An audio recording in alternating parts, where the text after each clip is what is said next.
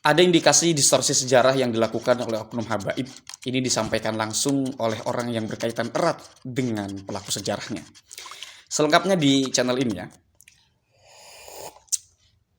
Opening dulu.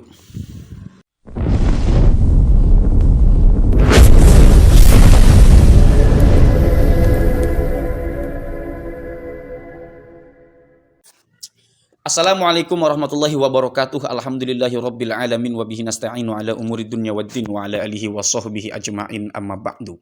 Faya ayyuhal ikhwanu, mudah-mudahan kita semua masih dalam keadaan yang baik-baik saja, bergembira selalu, dan mudah-mudahan Allah Subhanahu wa taala memberikan kita kesehatan zahiran wa batinan, memberikan kita keselamatan, keberuntungan, kemenangan, kebahagiaan, kesejahteraan fid dini wad dunya wal akhirah. Amin Allahumma amin. Kiai Haji Tubagus Sedawi ialah keturunan langsung atau cucu daripada Kiai Sempur atau Mama Sempur. Tentu Mama Sempur ini nama yang tidak asing bagi para santri di Banten ataupun daerah Jawa Barat. Mesti rata-rata dari kalangan santri, khusus pesantren Salafi. Tapi bukan Salafi Wahabi itu yang salah pikir itu, atau wawasan agama hanya bid'ah itu, bukan itu ya. Itu mesti tahu siapa beliau Mama Sempur. Nah, di sini Mama Sempur akan saya tampilkan videonya di sini, teman-teman. Menanggapi tentang ceramah habaib, beredar juga videonya, teman-teman bisa teman-teman saksikan. Mungkin akan saya tampilkan di sini, walaupun bukan videonya ya. Mungkin ada potongan video di sana, dan teman-teman bisa akses ke sana juga. Di mana Habib tersebut mengatakan bahwasanya Purwakarta itu adalah stasiun para wali, dan wali-wali yang diceritakan oleh Habib tersebut adalah wali-wali dari kalangan mereka sendiri, yaitu dari Ba'alawi. Sementara di sini Mama Sempur, keturunannya, cucunya beliau ini, Kiai Haji Tubagus Sedawi, merasa kok yang dipanggil atau yang disebut hanya dari kalangan mereka saja. Sementara orang yang memiliki jasa besar di Purwakarta, memiliki banyak pesantren, bahkan santrinya di Banten banyak, kiai-kiai di daerah saya ini banyak juga yang murid langsung dari Mama Sempur, kok tidak disebut? Nah, ini yang menjadi kemudian persoalan. Kenapa dari kalangan mereka itu? Ini yang saya pahami. Kok hanya menyebut dari kalangan mereka saja? Ini sebelum saya tampilkan. Oke lah, biar lebih lanjut, mungkin langsung saja saya tampilkan di sini videonya beliau. Punten di sini saya sambil merokok ya, menyimak dari punten juga saya meminta izin kepada Kiai Tubagus Sedawi atau Kiai TB Tubagus Sedawi. Ya Tubagus ya TB, ya TB itu Tubagus, kepada beliau saya izin menampilkan videonya di sini, punten. Assalamualaikum warahmatullahi ta'ala wabarakatuh. Alhamdulillah wassalatu wassalamu ala rasulillah wa ala alihi wa sahbihi wa mawalah. Amma ba'da al-basmalah walhamdulillah. Kami di sini hanya ingin meluruskan atau menjelaskan sebetulnya siapa yang berjasa dan yang dirasakan oleh para masyarakat, para umat, khususnya di Purwakarta dan Jawa Barat, juga di sekitar luar Jawa Barat juga, dan jelas-jelasan yang punya sejarah dan yang punya orang-orang yang disitunya sangat berjasa, tetapi tidak disebutkan oleh salah satu oknum Ba'alawi, oknum habaib, bisa dikatakan seperti itu. Sehingga di sini seakan-akan ada pemelintiran sejarah atau pembohongan dan pemalsuan sejarah. Seakan-akan Purwakarta ini dan di setiap pelosok ini milik Ba'alawi. Jadi yang jelas-jelasan punya jasa, termasuk di Purwakarta saja, seakan-akan diklaim. Padahal yang jelas-jelasan masyarakat rasakan, dan sejarawan pun tahu bahwa yang berjasa di Purwakarta itu adalah, yang pertama adalah ulama, guru daripada Syekh Nawawi, Syekh Yusuf As-Sambalawi, Syekh Yusuf Purwakarta, Baying Yusuf yang ada di kaum itu. Dan yang lebih populer itu adalah bukan karena kami cucunya, tetapi ini lagi menjelaskan fakta bahwa yang punya sejarah dan yang punya jasa dan yang dirasakan sampai ke pelosok, khususnya di Purwakarta, itu murid-muridnya yang menghormati para kaum Ba'alawi karena dianjurkan dengan salah satu kitabnya dan dipraktekkan oleh Mbah Sempur, oleh Mama Sempur, yaitu dalam kitabnya Ihyaul Mayyit. Dianjurkan itu harus menghormati kepada Duriah Rasulullah, dengan tanda kutip Ba'alawi waktu itu masih belum diperdebatkan seperti sekarang ini keabsahan dari nasab atau keturunan. Yang jelas dianjurkan ke seluruh Duriah Rasulullah. Apa namanya, bentuk namanya, yang panggilannya, maka itu dianjurkan untuk cinta dan mahabbah. Sehingga dari waktu itu sampai sekarang dirasakan oleh para kaum Ba'alawi yang sangat bebas dan enak masuk ke Purwakarta. Akan tetapi kenapa di salah satu konten, bahkan di salah satu pengajian yang ada di Purwakarta, ada seseorang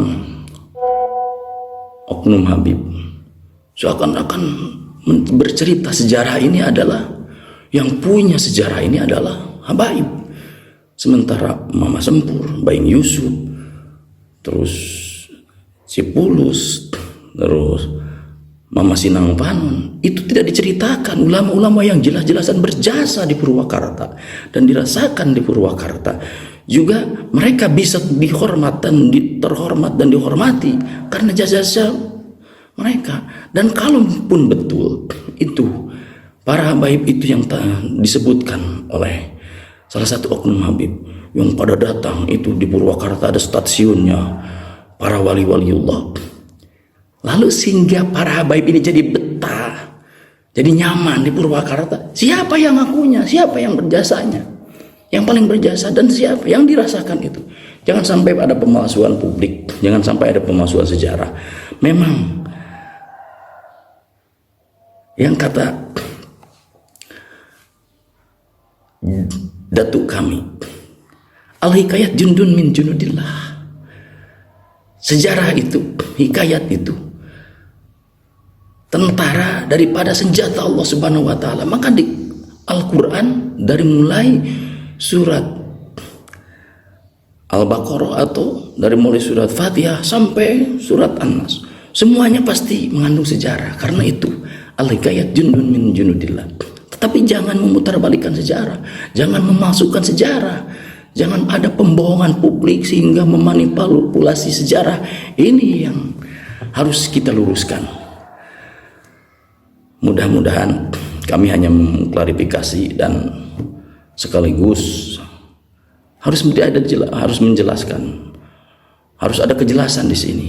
Itu diantaranya memang sebagaimana yang disebutkan, yang dilontarkan, yang dijelaskan oleh para keturunan Wali Songo, bahwa ada pemanipulasian atau pembohongan dan dengan tanda kutip secara mengimbangi bahasa yang ada di pihak lain, yaitu pembegalan sejarah. Memang betul kami merasakannya di Purwakarta seperti itu.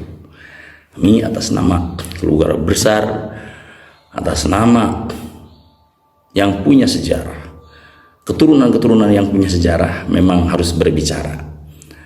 Itulah secara fakta. Kita jangan diam saja karena ada pembohongan sejarah, sehingga bagaimana mungkin mau menggiring umat supaya mendapatkan hidayah, sementara si penggiringnya ini juga keluar daripada hidayah, dari yang sebenarnya. Sekian, mudah-mudahan ada manfaatnya dan ada keberkahannya dari para ulama-ulama yang ada di, khususnya di kota Purwakarta.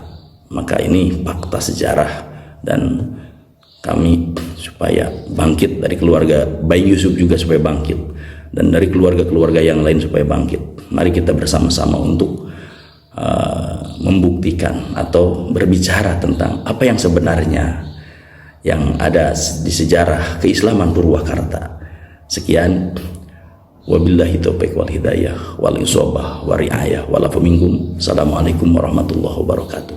Nah itu dia teman-teman video dari beliau. Jadi kita bisa mengambil istifadah. Ini langsung beliau yang bercerita. Artinya beliau memang tinggal di sana, yang kenal dengan bagaimana tempat sekitarnya. Dan beliau dan beliau kan orang yang lahir dan besar di lingkungan tersebut. Artinya sejak kecil sudah menerima banyak sekali cerita-cerita atau sejarah-sejarah tentang apa dan bagaimana di sekitar daerah beliau, di daerah Purwakarta, lah situ, daerah situ ya.